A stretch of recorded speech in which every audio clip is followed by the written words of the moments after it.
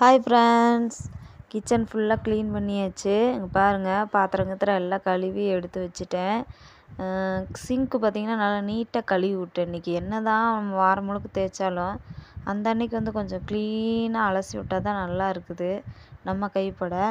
அப்புறம் எனக்கு ரொம்ப பிடிச்சவங்க நம்ம குலதெய்வம் மாதிரி இவங்க இல்லைன்னா நம்ம ஒரு வேலையும் செய்ய முடியாது. அந்த மாதிரி அடுப்பு தான் மெயின். இந்த அடுப்பு எனக்கு ரொம்ப பிடிச்சிருக்கு. என்ன கொஞ்சம் அடுப்பு முதல்ல இருக்கிற அடுப்பு மாதிரி இதை ஆன் பண்ணுறது இல்லை. இது ஆஃப் பண்ணுறது சிம்மில் வைக்கிறதெல்லாம் வேறு மாதிரி இருக்குது. கொஞ்சம் நாள் ஆகும். உங்கள்கிட்ட காட்டுறதுக்காக அடுப்பு வெறும் அடுப்பாக காமிச்சேன். இப்போ நைட்டு தூங்க போகிறனால அடுப்பு மேலே எல்லாத்தையும் வச்சுட்டு தான் போய் படுப்பேன். பாருங்கள், ஒரு இதில் பழைய சாப்பாடு, ஒரு இதில் மீன் குழம்பு, அப்புறம் ஒரு இதில் பால் காய்ச்சின பால் வச்சுருக்கேன், காலைல டீ போட்டுக்கலான்னு சொல்லிட்டு.